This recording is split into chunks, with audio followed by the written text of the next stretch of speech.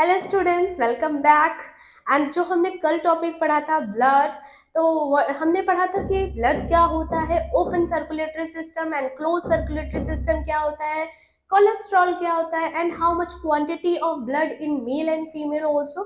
तो आज जो है हम उसी टॉपिक को आगे बढ़ाएंगे और आगे हम ये पढ़ेंगे how many parts of the blood. Blood के कितने पार्ट होते हैं? तो we know there are two part of the blood. First is a liquid part is called plasma and second is corpuscles which contains RBC, WBC and platelets. Okay, तो first topic पे चलते हैं कि ब्लड का पहला part है liquid part जिसको हम प्लाज्मा बोलते हैं. प्लाज्मा हमारी बॉडी में 55 to 60% होता है. ये लाइट येलो कलर का लिक्विड होता है एंड 3 और 4 प्रोटीन्स कंटेन करता है. प्लाज्मा में 2-3 प्रोटीन ऐसी होती हैं जो हमारे शरीर के लिए बहुत इंपॉर्टेंट है. जैसे फर्स्ट प्रोटीन है fibrinogen protein, second prothrombin protein, globulin protein. तो देखिए इन सब प्रोटीन्स के काम क्या है, ये होती किस लिए है? तो सबसे ज्यादा इंपॉर्टेंट जो होती है फाइब्रिनोजन प्रोटीन होती है. असल में ये इंपॉर्टेंट क्यों है? क्योंकि अगर प्लाज्मा के अंदर से इसको निकाल लिया जाए तो प्लाज्मा एकदम लाइट हो जाता है, एकदम पतला हो जाता है. वैसे होता ये लाइट येलो कलर का है, लेकिन इसको हटाने पे और इसका कलर लाइट हो जाता है और पतला हो जाता है. उस पतले प्लाज्मा को हम सीरम बोलते हैं. जब उससे फाइब्रिनोजन प्रोटीन अलग हो जाता है तो उसे हम सीरम बोलते हैं. तो जब भी हमें कोई डिजीज होती है या हम बीमार होते हैं तो हमारा सीरम टेस्ट होता है. कौन सा टेस्ट होता है? Serum test. इसलिए fibrinogen protein is important for the plasma. ठीक है. अब नेक्स्ट है प्रोथ्रोम्बिन प्रोटीन. अच्छा, अब ये दोनों प्रोटीन अगर प्लाज्मा में होंगी तो क्या होगा आपको पता है? जो ब्लड क्लॉटिंग होती है उसमें ये दोनों हेल्प करती है. ठीक है. वैसे तो हमने पढ़ा था कि विटामिन जो के होता है वो ब्लड क्लॉटिंग में हेल्प करता है, रुधिर का थक्का जमाता है, लेकिन उसके साथ साथ ये दोनों प्रोटीन भी जो प्लाज्मा में होती हैं वो भी ब्लड क्लॉटिंग में हेल्प करती हैं. ठीक है. अच्छा, नेक्स्ट है ग्लोबुलिन. ये ग्लोबुलिन प्रोटीन जो है एंटीबॉडी की तरह काम करती है. ये जब भी कोई अराजक तत्व या बाहर का जो कोई वायरस बैक्टीरिया जल्दी से हमारे शरीर में घुसता है तो उसको ढूंढ के मारने का काम भी हमारी ग्लोबुलिन करती है. इसीलिए हम कहते हैं कि ये एक एंटीबॉडी का काम करती है. ये हमारी इम्यूनिटी को इनहेंस करती है, हमारी रोग प्रतिरोधक क्षमता को बढ़ाने का काम भी ग्लोबुलिन करती है. तो these 3 proteins are very important. तो इनको बहुत अच्छे से समझिएगा. अब नेक्स्ट काम का क्या है प्लाज्मा का? प्लाज्मा का नेक्स्ट काम है it help in transportation of minerals like iron and copper etcetera. ये क्या करती है? आयरन और कॉपर को शरीर के अलग अलग पार्ट तक ट्रांसपोर्ट करने का भी काम प्लाज्मा करता है. तो ये सारी चीजें हमने तो पढ़ी प्लाज्मा में. अब चलते हैं कार्पस्कल्स क्या होती है. कार्पस्कल्स को हिंदी में रुधिराणु कहते हैं. क्या कहते हैं? रुधिराणु. अच्छा, ये हमारा 40% होता है हमारे शरीर में 40% रुधिराणु होते हैं. होते ये प्लाज्मा के अंदर ही है, लेकिन प्लाज्मा और कार्पस्कल्स को अलग अलग डिवाइड किया गया है. ठीक है. क्योंकि ब्लड जो है वो एक ऐसा मिक्सचर है जिसमें अलग अलग वैरायटी के कंपोनेंट समाहित है, मिले हुए हैं. ठीक है. तो उसमें से एक पार्ट कार्पस्कल्स होता है, एक पार्ट प्लाज्मा होता है. अब कार्पस्कल्स के प्लाज्मा तो हमने पढ़ लिया. अब कार्पस्कल्स क्या होती है? There are 3 types of corpuscles. First one is RBC, second one WBC and third one platelet. सबने खूब सुना होगा. आरबीसी को कहते हैं रेड ब्लड कॉर्पस्कल्स, डब्ल्यूबीसी को कहते हैं व्हाइट ब्लड कॉर्पस्कल्स और प्लेटलेट्स को आप जानते हैं डेंगू जब होता है तो लोग कहते हैं अरे उनकी प्लेटलेट डाउन हो गई, बहुत ज्यादा घट गई, अब शायद वो नहीं बचेंगे. तो प्लेटलेट मैं आपको भी बताऊंगी कि होती क्या है. ठीक है. अच्छा, अब आरबीसी का जो बायोलॉजिकल नेम होता है वो होता है इरेथ्रोसाइट. आरबीसी को हम इरेथ्रोसाइट कहते हैं, डब्ल्यूबीसी को ल्यूकोसाइट कहते हैं और प्लेटलेट्स को थ्रोम्बोसाइट कहते हैं. ओके. अब बात करते हैं ये किस किस क्वांटिटी में शरीर में प्रेजेंट होती है. आरबीसी जो है वो 5.5 मिलियन होती है मेल में। मेल में आरबीसी की जो क्वांटिटी होती है वो कंपैरेटिव टू फीमेल ज्यादा होती है। मैं आपको कल बता ही चुकी हूँ, because monthly period, monthly cycle में जो फीमेल्स होती हैं वो अपना काफी ज्यादा ब्लड रिलीज कर देती हैं, जिसकी वजह से उनके शरीर में ब्लड की कमी हो जाती है। इसलिए जो आरबीसी की क्वांटिटी है वो मेल में ज्यादा होती है और फीमेल में कम होती है। तो साइन याद रखिएगा, मेल का साइन होता है ये, ठीक है, it is use for male and this one is use for female. In biology, biology में जो सिंबल होता है मेल का वो ये होता है और फीमेल का सिंबल ये होता है। That's why I have drawn this figure over here, 5.5 million in male and 4.5 million in female. ठीक है, आरबीसी की क्वांटिटी पता चल गई। अब डब्ल्यूबीसी की क्वांटिटी क्या होती है? 8,000 टू 11,000, 8,000 से 11,000 क्वांटिटी में ये हमारे शरीर में प्रेजेंट रहती है। प्लेटलेट्स को थ्रोम्बोसाइट कहते हैं, इसकी क्वांटिटी होती है 1.5 टू 4.5 लाख। 1 लाख से 1,05,000 से लेके 4 लाख के आसपास इसकी क्वांटिटी होती है। और ठीक है, ये तो बात हो गई क्वांटिटी की कि आरबीसी कितनी मात्रा में होती है, डब्ल्यूबीसी की कितनी मात्रा होती है शरीर में, और प्लेटलेट की कितनी मात्रा होती है। आप बात कर लेते हैं ये सब जिंदा कितने दिन रहती है। देखिए, हर किस जो कोई आया उसको मरना तो है ही, तो इनका भी एक टाइम लिमिट है कि आरबीसी इतने ही दिन जिएगी, उसके बाद इसकी डेथ हो जाएगी। तो आरबीसी जो है उसका जीवन काल 120 डेज है, ये सिर्फ 220 दिन जीती है, उसके बाद ये मर जाती है।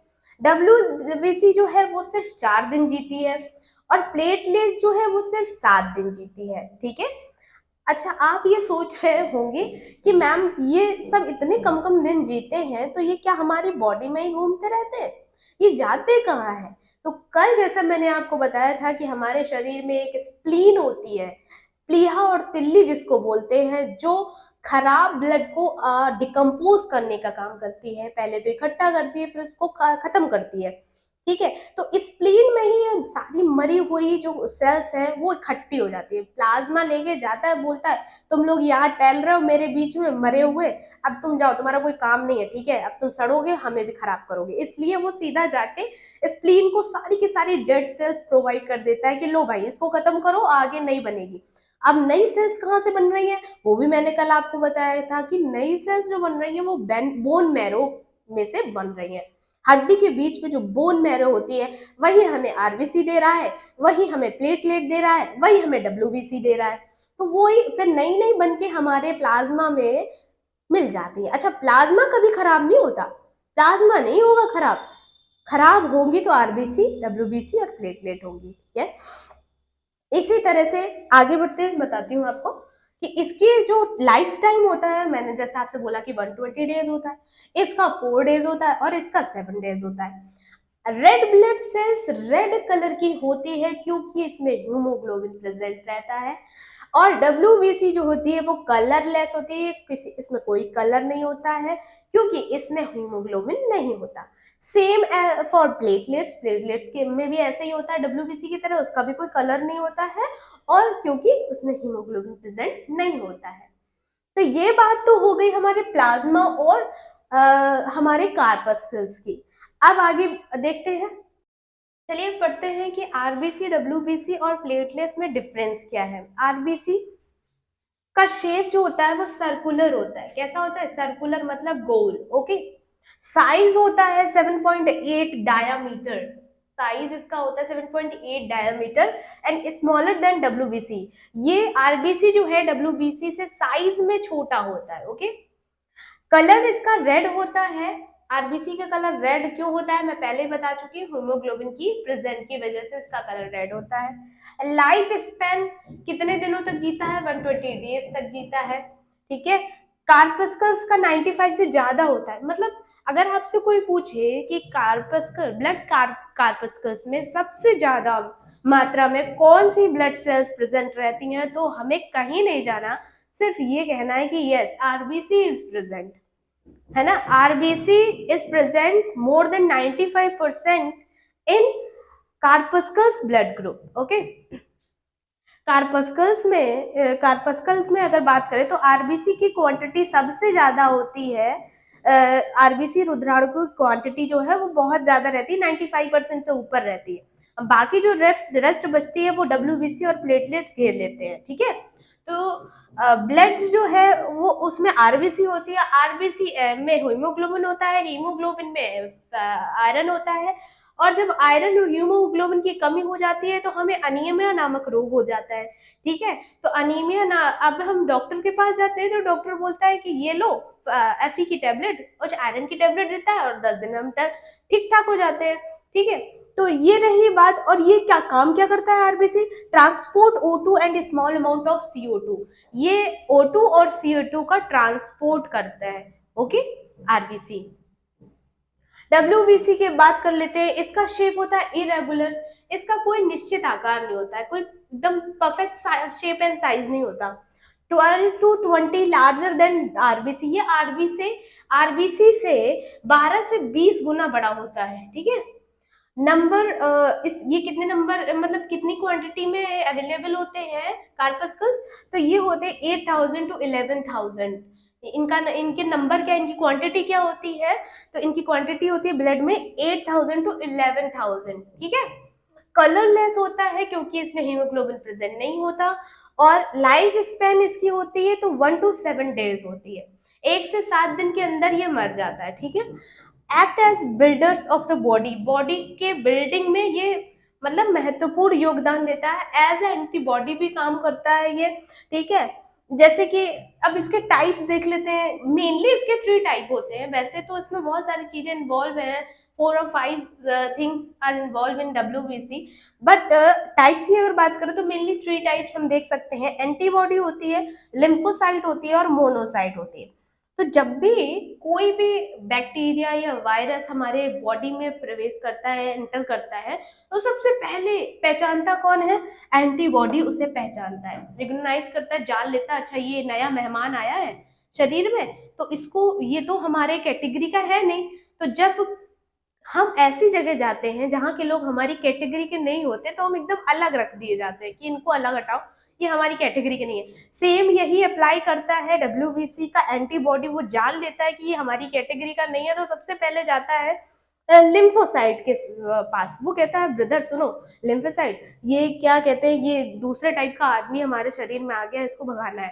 ठीक है, तो चलो चलते हैं। तो लिम्फोसाइट, इसको टी सेल्स कहते हैं। तो जो बैक्टीरिया और वायरस हमारे शरीर में घुसा उसको मारने का काम टी सेल करती है, मींस लिम्फोसाइट करता है, और पहचानने का काम करता है एंटीबॉडी। अच्छा, जब ये लिम्फोसाइट और एंटीबॉडी मिलकर उसको खत्म, एक्चुअली टी सेल उसको खत्म कर देती है जब, तब ये एंटीबॉडी मोनोसाइट के पास जाके कहता है कि हमने तो बैक्टीरिया को मार दिया, तब चलो तुम उसको खत्म कर दो, खा लो।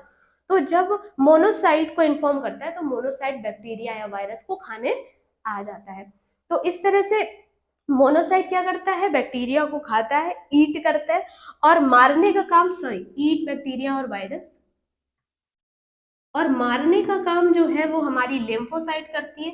बैक्टीरिया को मारने का काम लिम्फोसाइट करती है, और एंटीबॉडी जो उसको पहचानने का काम करता है।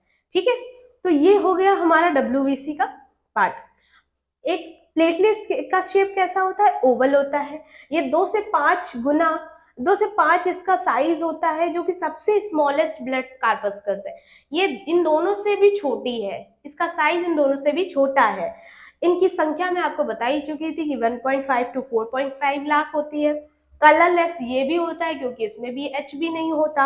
लाइफ स्पेन इनका होता है 2.5 डेज का, 2 से 5 दिन के अंदर ये मर जाती है, और ये हेल्प करती है ब्लड का थक्का जमाने में। ओके, ठीक है। तो जब कभी किसी को डेंगू होता है तो प्लेटलेट डाउन हो जाती है, तो लोग कहते हैं बकरी का दूध पियो, पपीते के पत्ते का रस पियो, जिससे कि आपका क्या है, इम्यूनिटी डेवलप होगी, और जब इम्यूनिटी डेवलप होगी तो क्या होगा, हमारी प्लेटलेट्स बढ़ जाएंगी, प्लेट से बढ़ जाएंगी तो हम बच जाएंगे। तो अक्सर डेंगू में हमारी प्लेटलेट डाउन हो जाती है।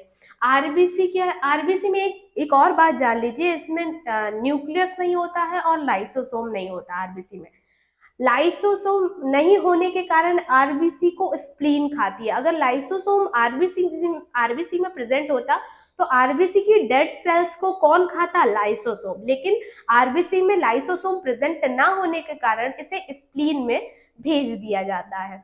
और इसमें न्यूक्लियस भी नहीं होता है, तो न्यूक्लियस नहीं होता है तो इसमें मतलब क्या कहते हैं, इसका जैसे इसको खाली आरबीसी को लेकर हम डीएनए टेस्ट नहीं कर सकते, ठीक है, क्योंकि न्यूक्लियस नहीं होता। अगर न्यूक्लियस नहीं है तो डीएनए टेस्ट हम कर ही नहीं सकते। ओके, तो इन इसमें दो बातें ध्यान रखना है, होता है लाइसोसोम और इसमें भी होता है, इसमें भी केंद्रक होता है और इसमें भी केंद्रक होता है, ठीक है। तो ये हमारा आज का टॉपिक यही फिनिश करती हूँ। कल मैं आपको पढ़ाऊंगी कि how many types of blood group कितनी तरीके के होते हैं, क्या ओ ब्लड ग्रुप किसको अपना ब्लड दे सकता है, ए किसको दे सकता है, ए बी किसको दे सकता है, ठीक है। ये सब बातें हम नेक्स्ट स्टेप में अपने डिस्कस करेंगे। तब तक के लिए bye bye. Like, subscribe and follow जरूर करना। ओके।